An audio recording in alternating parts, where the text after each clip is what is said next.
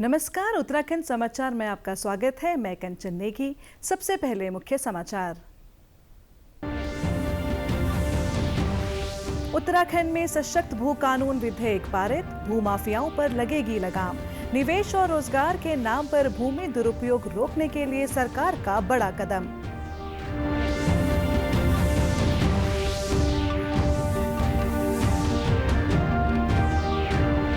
विधानसभा में पहाड़ मैदान मुद्दे पर हंगामा, कांग्रेस बीजेपी में तीखी नोकझोंक।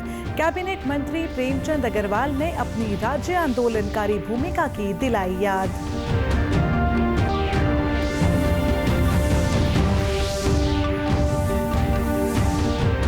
और मुख्यमंत्री पुष्कर सिंह धामी ने कहा, गैरसैंण पर कांग्रेस के आरोप बेबुनियाद।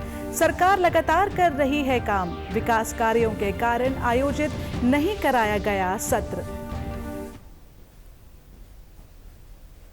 अब समाचार विस्तार से। उत्तराखंड विधानसभा में सशक्त भू कानून के विधेयक को मंजूरी दे दी गई है। शुक्रवार को विधानसभा सत्र में विधेयक को ध्वनि मत से पारित किया गया। मुख्यमंत्री पुष्कर सिंह धामी ने कहा कि इससे प्रदेश में भूमि प्रबंधन बेहतर होगा और भू माफिया पर लगाम लग सकेगी।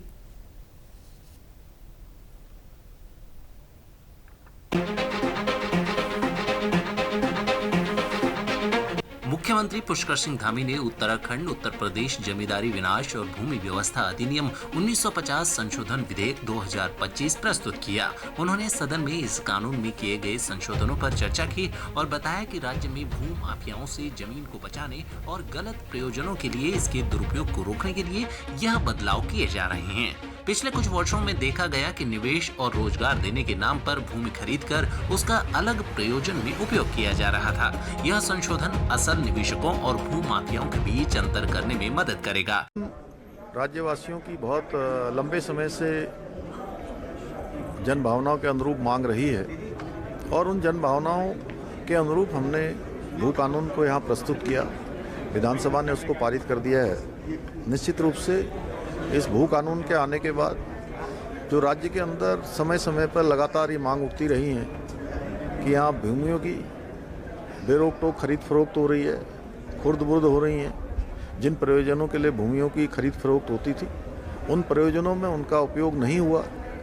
ऐसी जितनी भी भूमियाँ हैं, जितने प्रकार के भी ऐसे प्रकरण आए हैं, उन सभी प्रकरणों पर कार्रवाई गतिमान है। सशक्त भू कानून की मांग को देखते हुए सरकार पिछले 3 वर्षों से इस पर काम कर रही थी।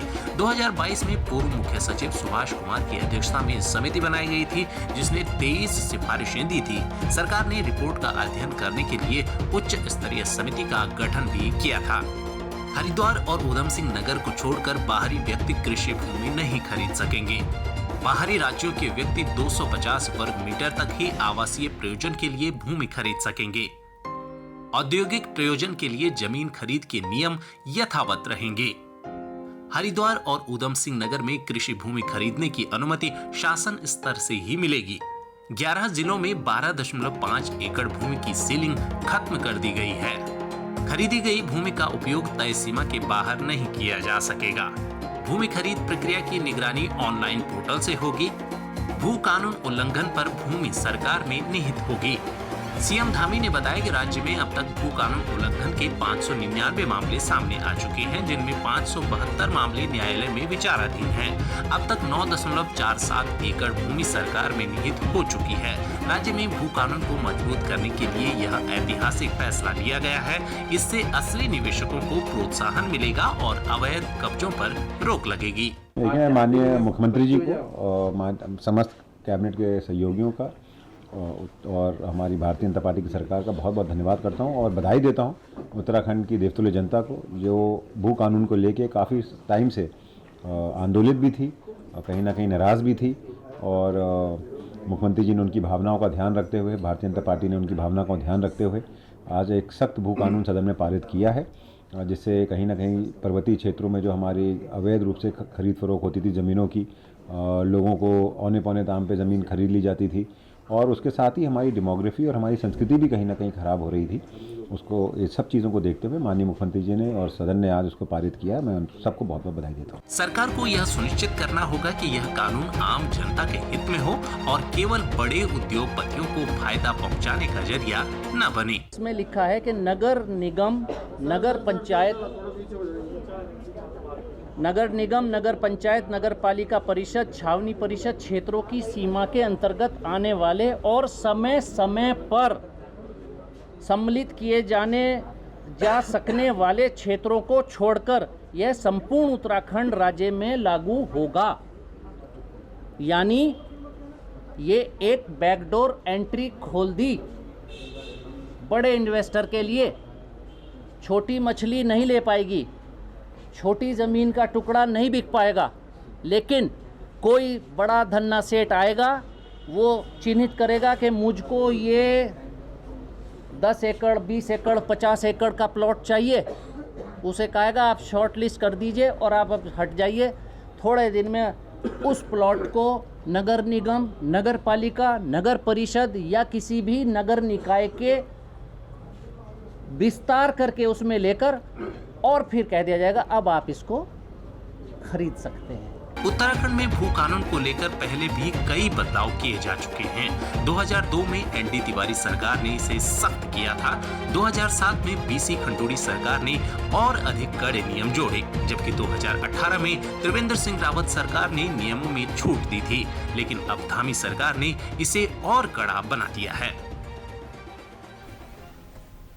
उत्तराखंड विधानसभा की कार्यवाही के दौरान पहाड़ी मैदानी मुद्दे पर जोरदार हंगामा हुआ। कांग्रेस विधायक मदन बिष्ट ने जिला विकास प्राधिकरण के नियमों पर सवाल किया था, जिस पर कैबिनेट मंत्री डॉक्टर प्रेमचंद अग्रवाल भड़क गए और मामला पहाड़ मैदान के बहस के बीच आकर अटक गया। इसको लेकर सदन में हंगामा हो गया, जिस पर विधानसभा अध्यक्ष ने हस्तक्षेप किया। हंगामे के बीच डॉक्टर अग्रवाल ने उत्तराखंड आंदोलन में अपनी भूमिका को याद किया। उन्होंने कहा कि रेल, बस जाम, बाजार बंद और 1994 में दिल्ली कूच किया। मुजफ्फरनगर और मसूरी गोलीकांड के दौरान उनकी सक्रिय भागीदारी की बात कही। उन्होंने कहा कि हमें उत्तराखंडी होने का प्रमाण देना पड़ रहा है, लेकिन हमारे दिलों में उत्तराखंड बसता है। हम जिएंगे तो उत्तराखंड के लिए और मरेंगे भी उत्तराखंड के लिए। उत्तराखंड सभी का है और हम सब उत्तराखंड के हैं। उत्तराखंड हमारा है। ये बात मैं सिर्फ इसलिए कह रहा हूँ, कुछ बातें बाहर बहुत ज़्यादा उसको तोड़ मोड़ के पेश की गई और मैं माननीय अध्यक्ष जी, मेरा जन्म यहीं हुआ है। दुख का विषय यह है माननीय अध्यक्ष जी, इस प्रकार के बात को जब मैं ये बोल रहा हूं कि सारे उत्तराखंड में और उसको किसी और रूप में वहां प्रस्तुत किया गया, तो मुझे लगता है मेरे लिए भी दुख का विषय और ये मुझे खराब लग रहा है ये कहते हुए कि मैं अपने आप को कह रहा हूं कि मैं उत्तराखंडी हूं। मुझे कहना पड़ रहा है एक आंदोलनकारी के बाद कि मैं उत्तराखंडी हूं। विधानसभा सत्र की कार्रवाई जारी है। हमारे साथ जुड़ रहे हैं हमारे संवाददाता अवधेश नौटियाल। अवधेश, आज सदन का 5वां दिवस है। बताएं इस समय सदन में क्या कार्रवाई चल रही है?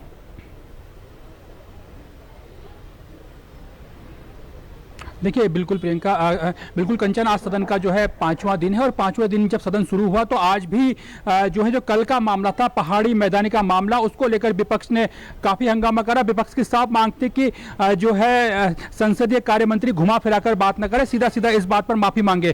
काफ़ी हंगामा इसको लेकर हुआ। कांग्रेस के विधायक लखपत बुटोला ने जो है पर्चा तक सदन में फाड़ा और वॉकआउट के लिए बाहर निकले, जिन्हें जो है नेता प्रतिपक्ष यशपाल आर्य ने रोका। तो काफ़ी हंगामा इसको लेकर हुआ, जिसके बाद फिर संसदीय कार्य मंत्री ने एक बार फिर अपना वक्तव्य रखा और खेत पर कट किया पूरी उसको लेकर के।